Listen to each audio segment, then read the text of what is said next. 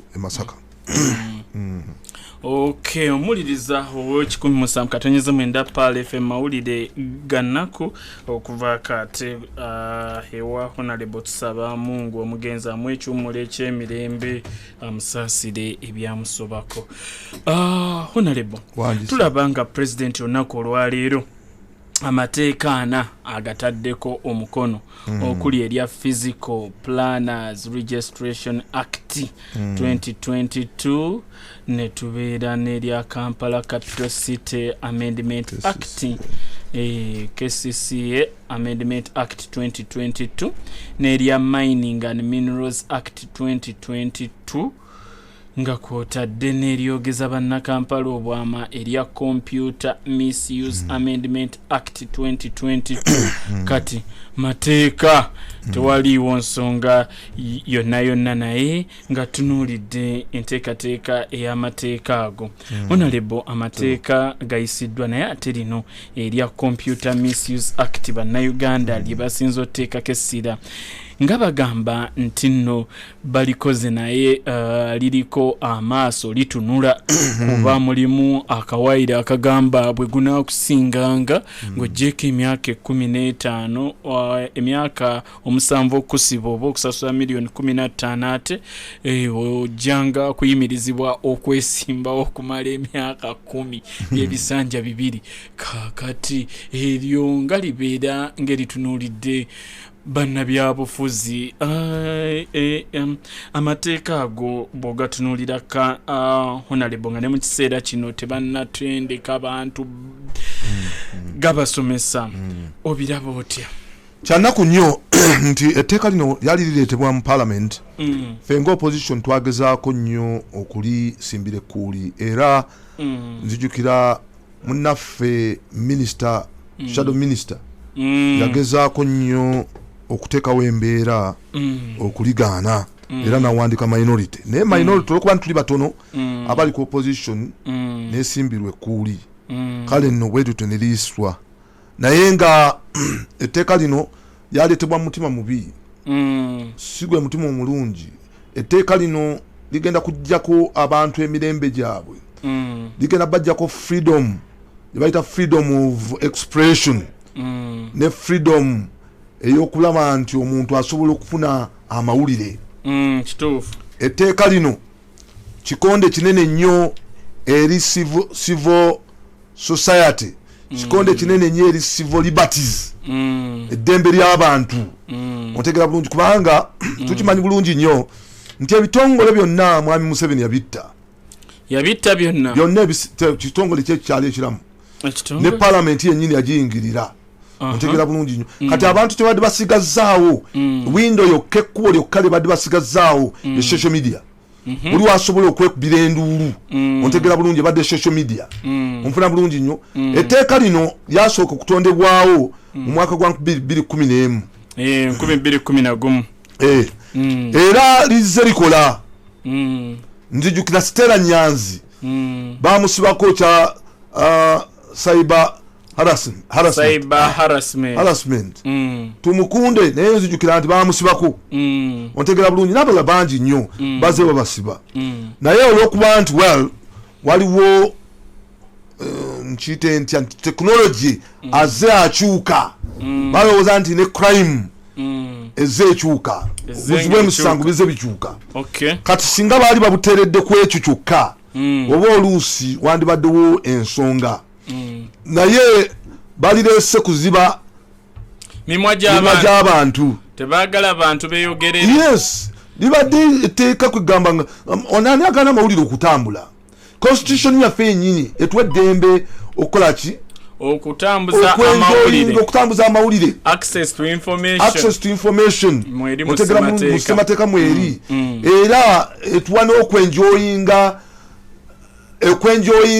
digital rights. Ontegera bulungi nnyo. Yes, n'olw'ensonga eyo ndabira ddala nti abantu baffe tebagenda kubeerako na buddukiro. Nawaliwo etteeka lyonna okola nga ddala lisobola okubeera enforceable. Kwaye etteeka lirina okuba nti liri ki? Enforceable. Yes. Gavumenti esobola okubulwa ssente eziriteekesa mu banaasiba abantu bameka? Amakomero genda gajjawa agagenda okusiba abantu abo bonna botasomesezza tteeka otegera mbulirayo wane tteeka lyali lisomeseddwa bannayuganda mbulirayo etteeka lye baali bavunudde nga constitution weeragira nesemateeka yenna tannaba kugira kakati mbuulira nti omuntu bambi atamanyira kumanya ye n'asindika obusindisi nga tamanyi nti kyasindise kya bulabe tamanyira luzungu wabula alabe kafaananyi ne kamusanyusa n'akasuka naye nga information eriko oba oluusi evoola onfuna mulungi mulimu akawaayiro nti Honorable okuba ekifaananyi n'okisindika oba n'okukikuba obukubi oyina okusaba oluusi ogenda kikuba kaakati abantu babadde bakwata oli batulugunya omwana bamuwamba era mbadde ngenda kuleeta ekikulabirako nti ennaku zino tuyambye bannaffe abali mu nsi z'ebweru eyo nga bayitidde ku mikutu oli yekwese n'aweereza obubaka otegeza waliwo muntaase omuwala waliwo gwe twafunye okuva e Saudi bane muntaase bantadde eno bagenda kunnongosa siri mulwadde bandeese nti bagamba nti nina tibbi naye siri mulwadde n'akatono bankubye agalisoyiso bankoze eki togenda wala bangambye nti wano wenyini kumpi newetuli waliwo gubajjemu ensigo ye otegera bulungi mudwalire erimu yesijja kwogera bamutwala nga obulabe buli ku mutwe alaba wano ku lubuto nawo bamusala nti twajjawo akanyama abuuza nga siraba akanyama kemwatungidde ku gundi otegera bulungi kakati omuntu mmoyo okwerwanako otegera bulungi oba oli amuyambye amugize nti kagamba ebyo nati bisoboka no ekyokumalako bantu ddembe era nkakasa nti waliwo ebintu ebyangu okwenforcinga n'ekyo kiyinza okuba ekizibu etteeka lino lyaleetebwa omubaka wa central omubaka wa Kampala amasekati n'alireetanga omuntu era bw'atyo parliament speaker n'agamba lisindikibwe mu committee ya information and communication technology okulyekenneenya era bwe batyo ne balireeta naye nga wekugambye nti mulimu mubaka munnaffe atula mu kakiiko ako n'awandiika minority era n'agireeta minority nebeeranga mu kabineti yaffe twagiteekako omukono gaa nti enegende tujja kugezaako okuwakanya naye olwokuba nti bangi mu parliament ne batulemesa naye tukakasa nti ligenda kuba zibu nnyo okuteekesa mu nkola tetulina makomera ge bagenda kusubiramu bantu abantu tubasomesezza ekitegeeza bangi abagenda okuzza emisango ekyokubiri ogyeko bali eddembe lyobadde wino yokka gye babadde basigazza parliament bagamba nti etuviddemu otegera bulungi judiciary yiyo atuvaamu onoyogera ddi kuwa judiciary otegera bulungi nnyo waba badde osindika gundi oba oluusi n'okwata akatambi otegera bulungi okasindika kati akubagenda oba oluusi oli ajja kayita nti kajingirire balyoke bakuteekawo gundi bukwakkulizo olina n'okusaba omuntu olukusa okuweereza ekintu n'okumuweereza kati gwe bw'okiteeka ku mukutu akirabyeko naga naye nze nga sayagadde kiraba okitegera bulungi nnyo katukomewo omuliriza owakikumuzavu katogeze bweda pale fm katujjewo obubaka buno tukyali ne Honorable MP owannakawa East mu Parliament Honorable Subuga Ronald Balimwezo tuvaako katukomewo eno yebibadde bita mu Parliament mu nakatadde nangabo ne watuba mukasa Fred Kiwala Kiku kampya omutindo gwegomo ebbeeyi emu n'enkuba yaffe emu eya no best empanguzi nga mugonvu ey'olususu ate nga agonza enviirizo n'azikuma nga zinyirira era nga zisikiriza weefunire Movit no best ya relax omupya ng'omutindo gwegomo ku bbeeyi emu okuva mu maduuka gonna agakwetoolodde amaduuka g'ebizigo salon ate ne supermarket ezikuli okumpi osobola okutukubira ku namba yaffe ey'obwereere noti 8 noti 2 noti 3 noti emu Movit okwekakasa kw'olunaku lwonna.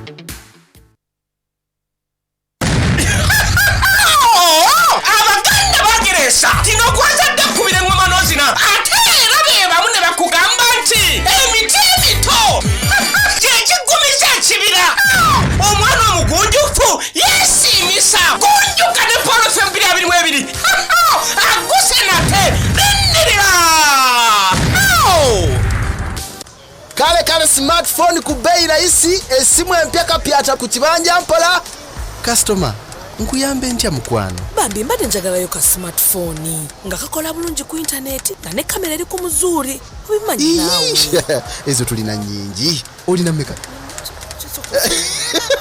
Totya yogera nnyo. Tulina eza budget zonna.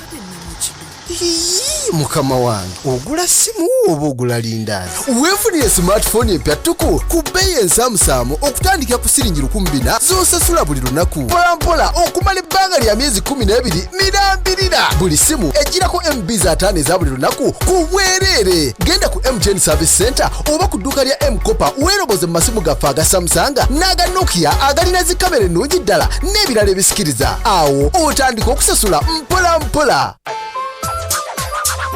MTN wamu ne M-Kopa. weewala abafere MTN ekukubira ku noti 3 emu noti kwokka. MTN erungamizibwa Uganda Communications Commission. Nga mwenna bwe mukimanyi MTN Kampala Marathon ekomyewo era nga ku mulundi guno tudduka ku lw'abaana babebi. Temunfuna bubi sitegeeza buno bubebi obulya ssente njogera ku mabujje gano. Wegatte emisinde gya MTN Kampala Marathon ekinaabawo nga 20/11/2022 okwewandiisa nyiga *M6577# oba kozesa Momo app. Zonna ezinaavaamu zakozesebwa mu kuddaabiriza amalwaliro g'abakyala mu bitundu bino wammanga Kawaala, Kisenyi, Kabongo mu Karamoja ne Kakyumbala mu Teso. Biwagiddwa Huawei, Stanbic, Momo, NBS Sport, New Vision, Renzori ne Uganda Athletics Federation. MTN erungamizibwa kitongole ki Uganda katonyeze mwenda Pearl of Africa FM ekulali ogwe omuntu wa bulijjo program bibadde bitya mu parliament ye kutuseeko kuvira da saa 10 mpaka saa 12 Mukasa Fred Chiwala Chiku nze nkyali wano okubeera nga njikutuusaako Honorable Wanakawa East Nsubuga Ronald Balimwezo mwali mu studio ngera gwe tuli nayo kubeera nga ensonga zino tuzitunira gwali ku Facebook genda tuli ku Facebook live Pearl FM Uganda Facebook live yonna gy'oli sobola okubanga ogoberera conversation eno. Okay. Talemwa Collins uyo kwali Julius Hill kogambe nawe gy'oli okuva RM ya Gasemba bule mwebale kubeera nga ate mugoberera Honorable ensonga nga tumaliriza liri eteeka ogambye lyetaaga okusomesa abantu ate era ngeri yemulijja kuba difficult okwenforcinga. Okitegera bulungi etteeka lino okubeera nga ddala lyangu okutekesa mu nkola. Ontegera bulungi nnyo tosobola kuleeta ebyo byonna nga n'abantu tobasomeseza n'ogamba nti ojja kumala gakwata abantu. Olina okuteekawo rumu okusomesa abantu bano. Ontegera bulungi nnyo banti tebagenda ate kumenya tteeka. Lwaki buli lukya eddembe ery'okweyogerera lyongera okufunda? Kubanga omuntu yenna ayagala okwesigaliza mu bukulembeze amalako abantu eddembe ly'okwogera, eddembe ly'okufuna amawulire. Bw'oba oyagala baatugamba nti bannayuganda ng'oyagala okubamma teeka mu buwandiike. Ontegera bulungi nnyo ate ekyokubiri tebasoma. Ekyokubiri njagala okubuulira omuntu atamanyi tanyiiga. Kati bulijjo ogaana amawulire okutambula oli alowooza nti ajja kukumira abantu mu butamanya. Abantu basigala mu kizikiza bamanyi kigenda mu maaso. Naye kakati abantu badde sharpened. Ng'omuntu yenna ali sharp kugamba amawulire agafuna mangu. Omanyi nti oluusi ekintu kiyinza okubeera wano wenyini wano weebweru nakusooka okutufulumya amawulire. Kituufu bangi abatusooka. Ontegera bulungi n'olw'ensonga eyo kyannaku nnyo gavumenti wejjako abantu eddembe okufuna amawulire n'okugasaasaanya. Yes, ate omuntu yenna ate okwogerwako oyo mufu. Mwami Museveni ekimu ku kibadde kisanyusa ku ye yabadde ayogerwako n'asirika. Ontegera bulungi nnyo naye kakati ate nti banvuma n'okunvuma sibafaako. Ignore oba olaba nti kikyamu. Niyo ebintu ebimundu bitandise okuba ebituufu. Kakati boogera ku mafuta tunayogera ku mafuta olongo oli avaayo kubanga ntambuzizza amagundi ago nedda bademe kutujjako ddembe lyaffe. Etteeka eddala lyasayininze erya Physical Planners Registration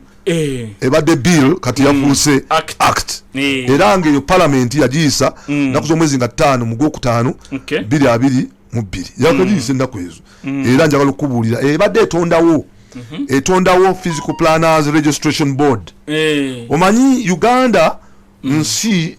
bagifuula nti yonna planning, it's a planning area eyaffe it's a planning area Uganda yonna n'olwensonga eyo abantu abamu badde bajja bamala gazimba nga tuyina naabo abandi badde batuyamba mu kudevelopinga ebibuga naye nga tebayimanyi kyakukola n'olwenso tebali qualified si bakugu kati twaga tufuna abakugu mu kulaba nti bateekerateekera ebibuga ontegera bulungi etteekero kyova nti lyazze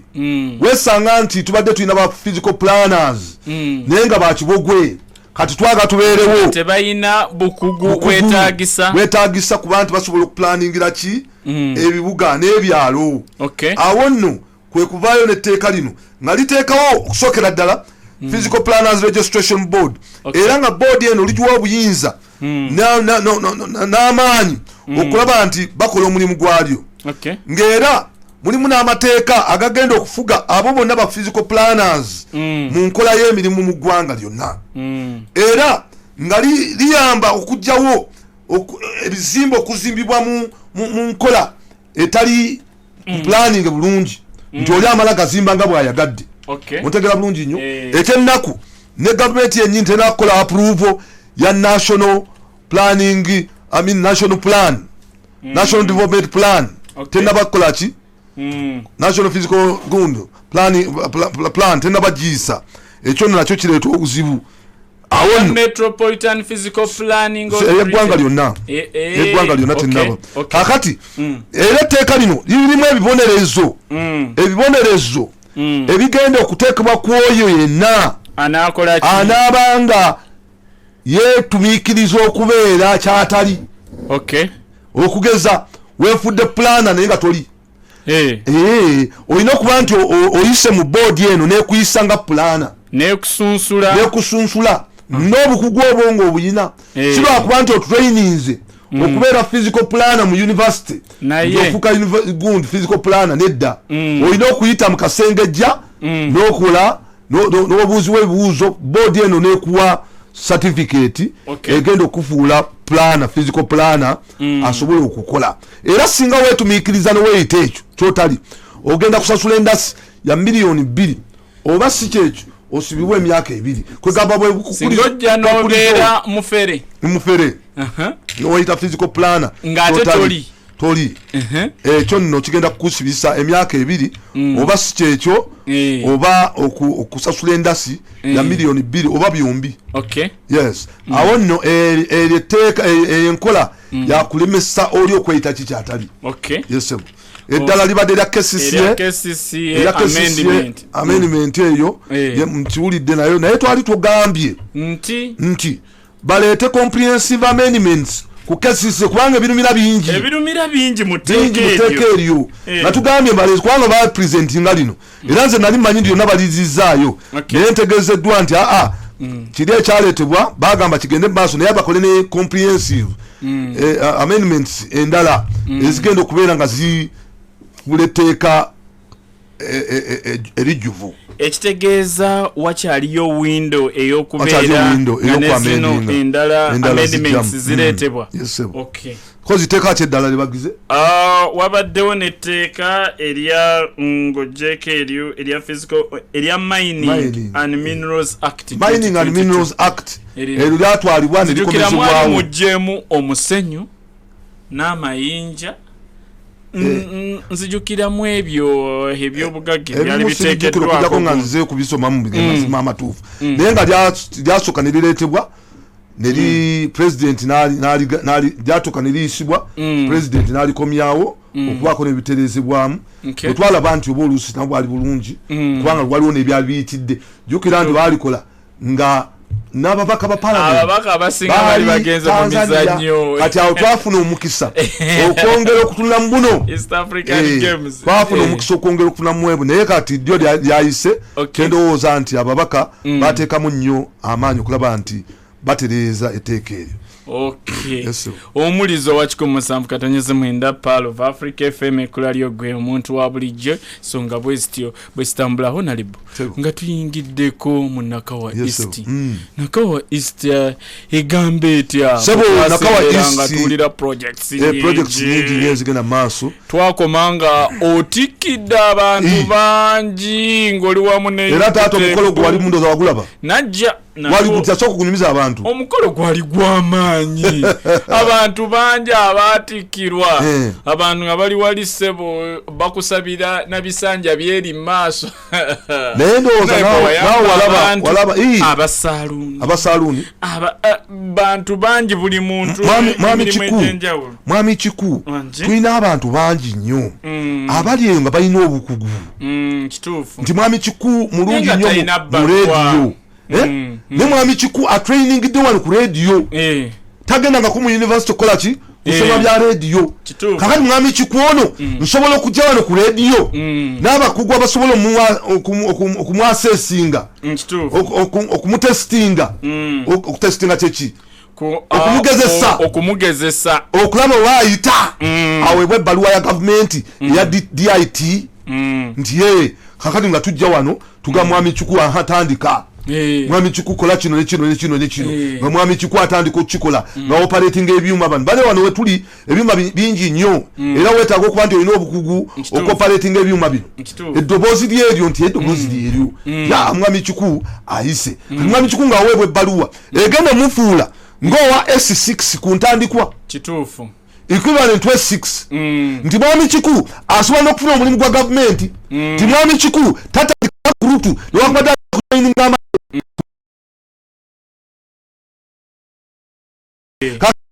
abantu bangi nnyo era twazeemu feezi olunaku lweggulo feezi endala kati ate ku luno ngenda kugesa abantu 3 naye nafunye nga 5 nafunye nga 5 abayayaana ekintu ng'okikutte kakabwala ngenda kugesa abantu 3 naye nafunye nga 5 abayayaana ekitegeeza nti abantu bali muki mu bwetaavu era nze nebaza DIT kyetukola nze kuwandiisa abantu abali mu community nti oli amanyi okuweldinga naye talina bbaluwa naye nga abantu bafe abaweldinga kinakiraba nti wesanga katigenda wano abachina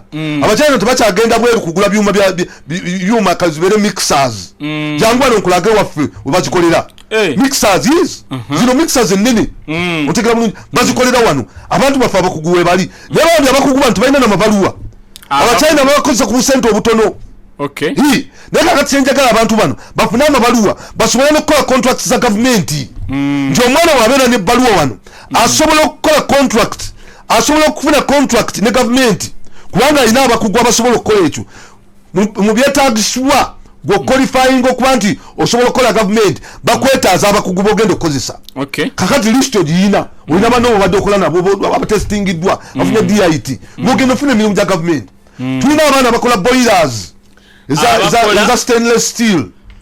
awo ebugoloobi industrial area yange awo bakolera ku kkubo era nagamba yena ali bakwatako kesisye nga munjagaza egundi mujje mukwate ku baana abo nga temunatufunira industrial park ndi mukusaka gavumenti era nawandise proposal lulina kikutegeeza nawandika proposal njireta nga motion gavumenti ekkirize buli sub county tuteekeyo obukolero obutono bayita industrial park otegera bulungi nnyo ng'erina amasanyalaze ga sente entono nnyo ng'erina amakubo ng'erina amazzi kwega ng'erina ebiyamba omuntu okukola mu industry ku sente entono asobole okukompitinga n'ono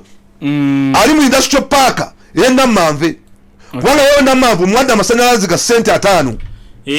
owannamanve ate mugaga alina capital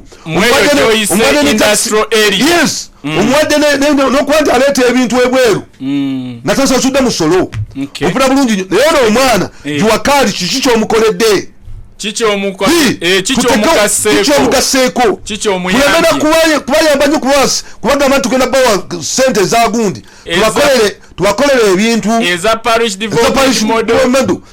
abaana bawe gundi bawe amasanyalaze ku sente entono bawe kyetusaba asobole okukola ekintu kye ku sente entono sala ku misolo kuki ku bintu byagula otegera bulungi kwesanga nti ebintu bitambula bulungi ajja kwebuuza ndiwe nakawa n'ebisaanyizo ki ebineetaagisa okubeera ng'eyo programu ya Honorable gyaleese nsobola okugyetabamu. Kakati tulina programs nyingi nnyo obeera ng'oliwo ennakawa nina Balimwezo Community Foundation vocational institution gwe nga tobugumizibwangako tubasomesa okuviira ddala ku scratch tolina kyomanyi tukusomesa ebyemikono naye gwe ali eyo ng'olina byomanyi kyomanyi okukola tujjawo wenyini wokolera ne tukukezesa ku ebyo byennyini byokozesa okozesa payipu okweldinga olina welding rods olina welding gundi torch otegera bulungi olina mashini tandika okweldinga ndaga olugyo olukola otya dirisa engeri gyolukola okuba bloka zemusenyu oba za ttaka tulage engeri gyokubamu bloka nga tukuwa DIT certificate bagita workers pass eberanga passport nti nsiba tayiro ng'osiba tayiro otegera bulungi nnyo nti nzimba bisenge kubanga waliwo machinery otegera bulungi nnyo mansion ye ng'azimba biki bisenge either byamayinja oba byaki ng'okuba plaster ng'okuba luyinja otegera bulungi nga tukuwa certificate okola kintu omanyi okukanika pikipiki otegera bulungi nnyo kubanga gyemirimu kati egiriwo omanyi okukanika obusimu onvula bulungi nnyo omanyi okola ki okukanika emmotoka injini y'emmotoka nti omanyi okufuuyira omanyi okupaintinga omanyi okutunga engoye omanyi okutunga ekyalani engeri yonna oba omanyi kutunga ngoye oba omanyi kukola ki nti omanyi okusiba enviiri wamanyi tutina baminisita wano mu gavumenti ya Mwami Museveni nga certificate gyewaayo yeeyo okuba obwaminisita nga certificate yakusiba nviiri nga ina certificate mu kusiba nviiri kubanga yebeera yenkanankana ne senior 6 HSC era togenda kufoginga bikunasa jangu mu bukugu bwo tukuyambe kyekyo kyafula omukulembeze kulobinga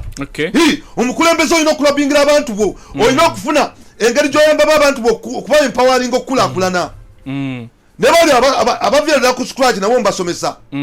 otegera bulungi nnyo kakati ekyo tukyolo kikola nga tukola ki tubaleeta wamu bayigirizibwa n'okukola ensimbi financial literacy kubanga oyinza okuba nga omanyi okutunga naye nga tomanyi kukola bizinesi yakutunga nga togimanyiyo bizinesi naye ng'obukugu muli obuyina oli mukugu mu kutunga era njagala okubuulira abaana bonna abakozi bokozesa bayinza okuba tebamanyi bizinesi okubala nga tebamanyi naye nga bebakolera mu kutunga naye nga gweri gwobala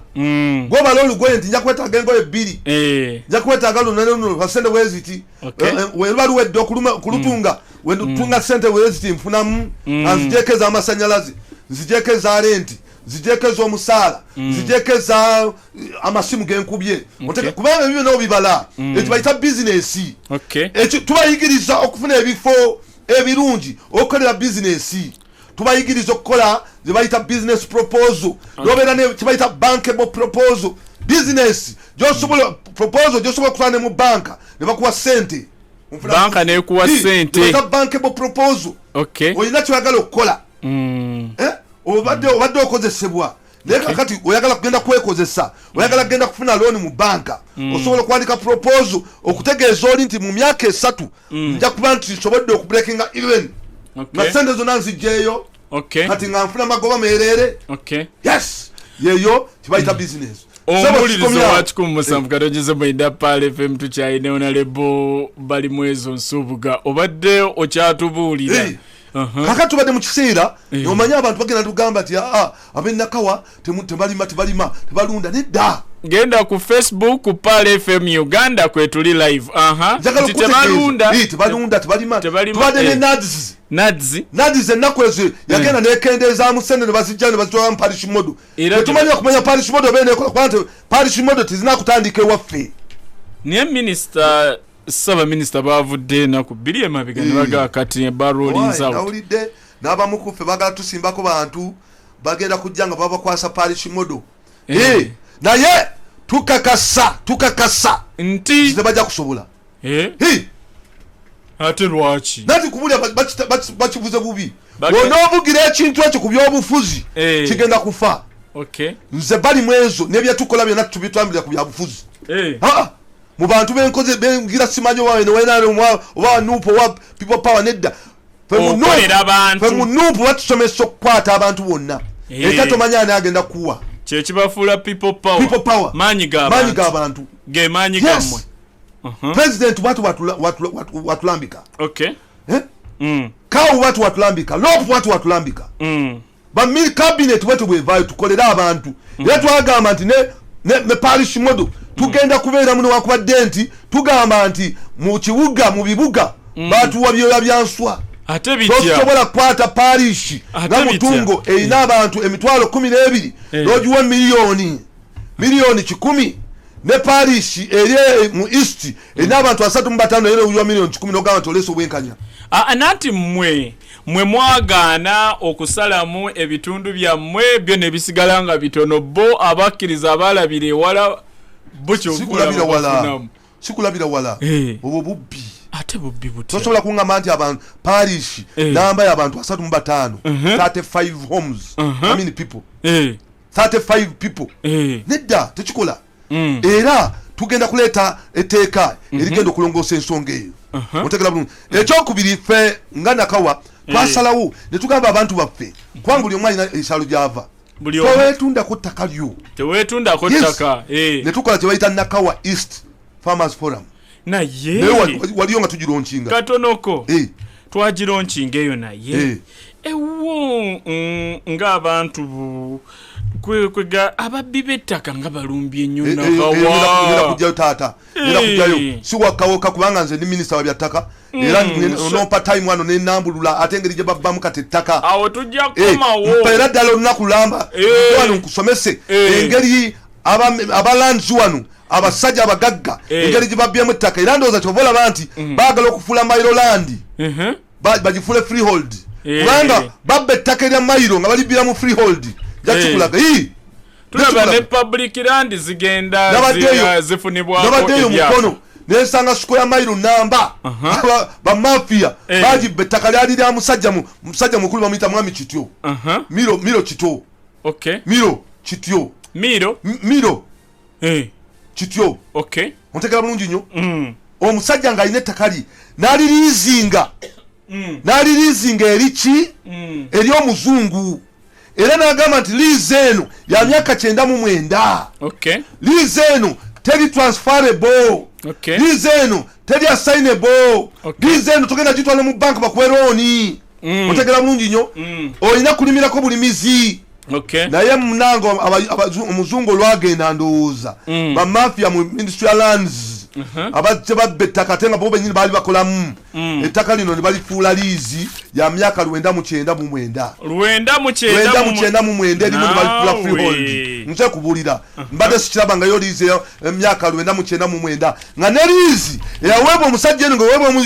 omuzungu tenaba kuggwako ebulako emyaka 2 naye tugenda balwanyisa mbabuulira tebajja kanga manyi bagezezaako n'okutta batta n'omukyalo omu yalina original copy ne bamutta era tugenda kukola okunoonyereza okwo omulizo wa 107.9 Pearl of Africa FM ekulali ogwe omuntu wa bulijjo nga tukomyewoko tujja kukomawo ku kyettaka tujja kiwe essaawa 2 tukitunuulire naye obadde okyatubuulireyo Farmers Forum gye mwakola ey'okubeera ng'abantu mwatandika project beetundako ttaka basobola oddikolerako tugendeko kakati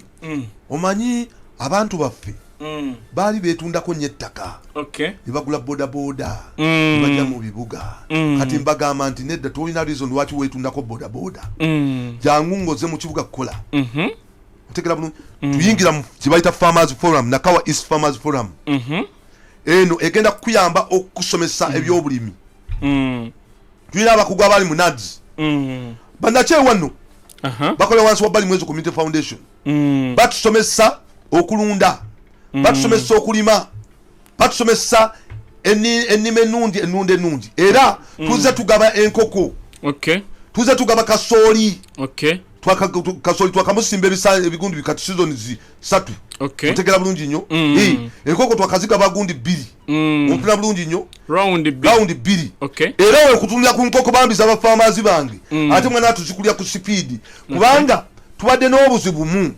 nti abantu baffe tebasomesebwa neffe buli 2 weeks abantu bajja ne basomesebwa ate tulina network nti buli omu abulira munne ekifo ewuwe ontegera bulungi nnyo tugula emmere ne tugigulira wamu ofuna bulungi okukendeeza ku nsaasaanya endwadde wejja n'okulumba ofuna amagezi okuva mu foramu ekirwadde kino obukoko bwange bwe butu bwactinga gwe ng'omulunzi olina okuyingira enkoko z'okulaba ki ekiriyo n'obukangamu n'omanya akakoko kali wiiki nomanya nti kano kaki noketegereza kugamba abantu bafayigiriziddwa okulima n'okulunda okw'emirembe era enkoko tuzigaba tulina mikwano gyaffe betusakamu otegera bulungi nnyo nange nze mwennyini nengula otegera bulungi nnyo okuddiza abantu bange okulaba nti tukuuma omulembe twagala ate tubafunire market kubanga market weeri market ey'ebintu byetulima n'ebintu byetukolaki byetulunda tetwagala abantu baffe ate kutuuka nti bayengeza baharvestinze nga naye tebalina katale balina nedda abatuwa ku nkoko n'abatuguza enkoko ate betuguza kasooli otegera bulungi pera netubanga tukolaki tweriikiriza ate netubagulako emmere y'enkoko otegera bulungi nnyo bane batugulako kasooli otegera bulungi nnyo kwega tujja ekintu kiina chain ndowooza ogiraba nti etambula bulungi nnyo kale ekyo nawo tutambudde bulungi awo under Balimwezo Community Foundation omulizo wa 107.9 Pearl of Africa FM ekula lyogwe omuntu wa bulijjo enteekateeka ozuulira zonna nga bwe zitamanya nalebo ze njaga kuwa essimu nga 5 ate tuliziganyeko ne ku bantu naye nga mbebaza mwenna abaliko mbalaba wano muli bangi message Julius How Kagambe Honorable mwebaze ndi Remy Agasemba bule naye mulaba wano ku Facebook live ya Pearl Taremwa Collins agambe okay lo breakers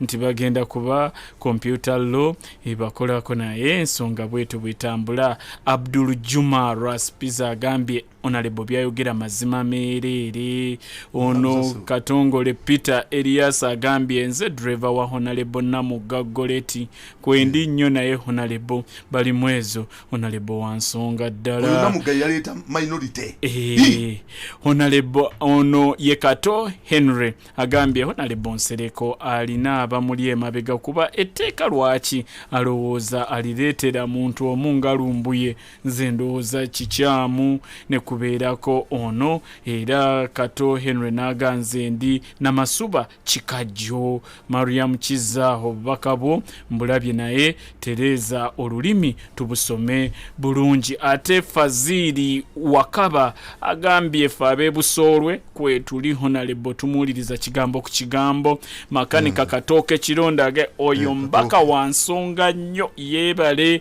ekibattaka naffe n'abantu baffe babasenda ekira naye yebaleko na ku nsonga ono Shane Williams agambye we love you so much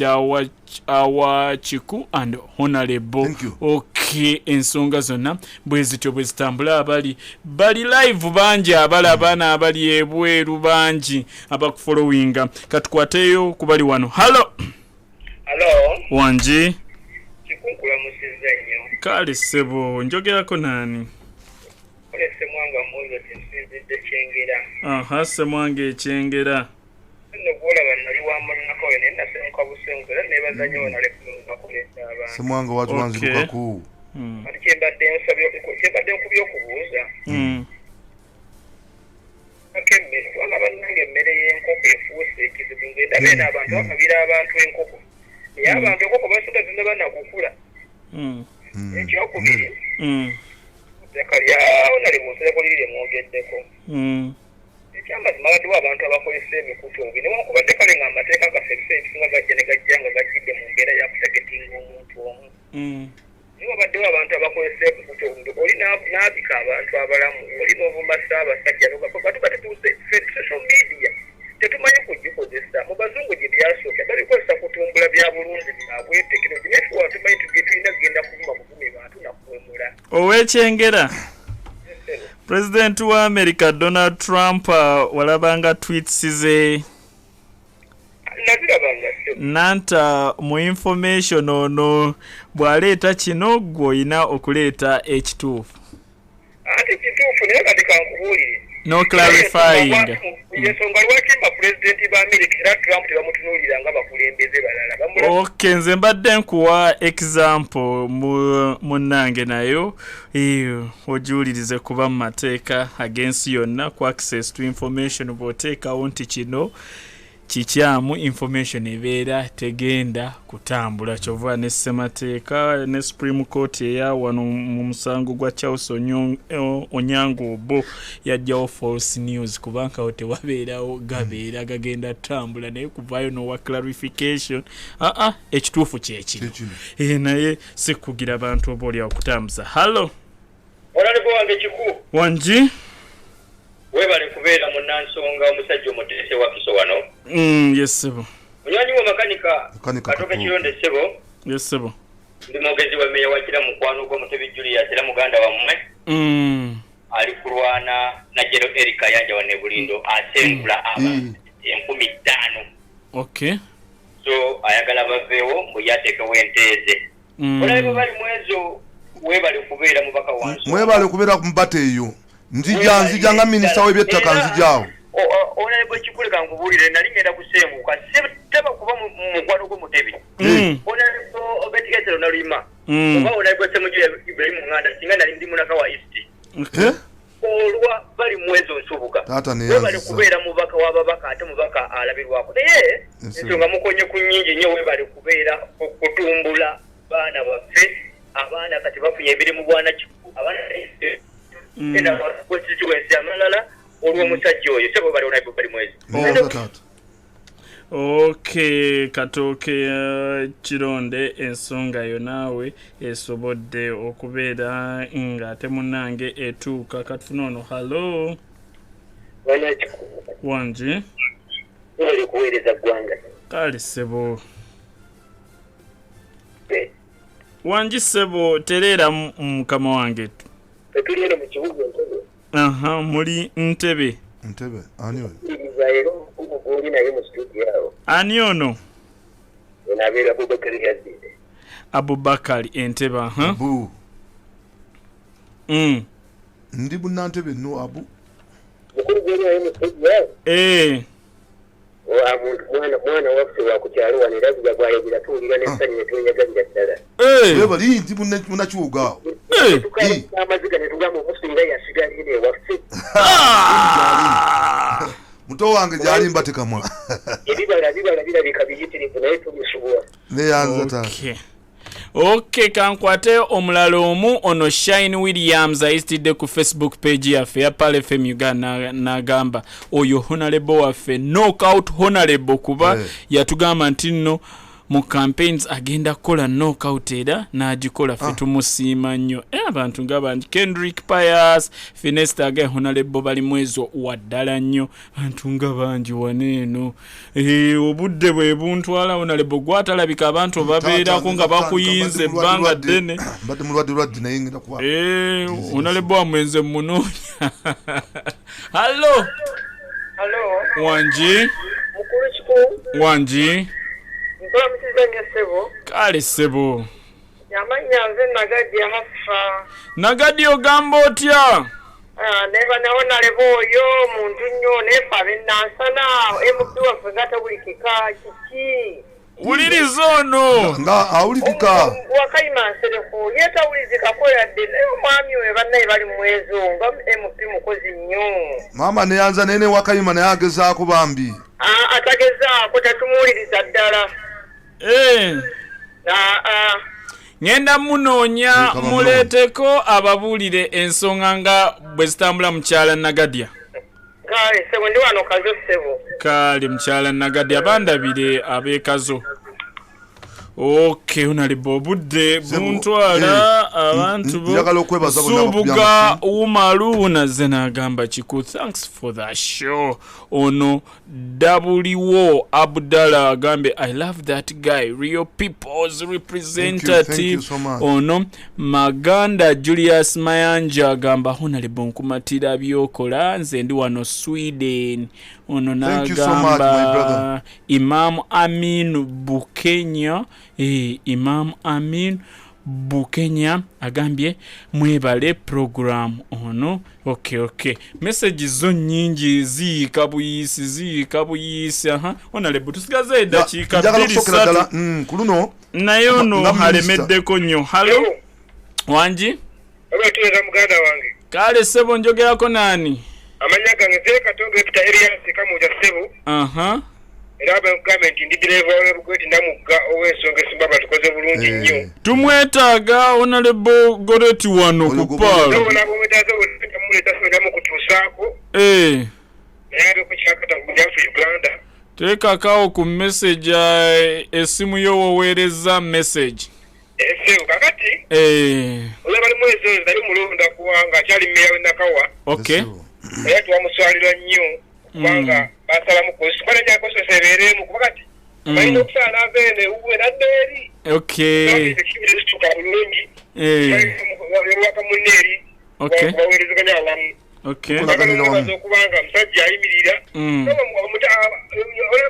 alina okugulu kumu akola okusingawo amagulu abiri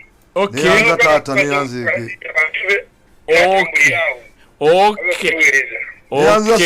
tweyanziza goke 07559 halo onale bundoza jja basibula busibuza. Halo wanji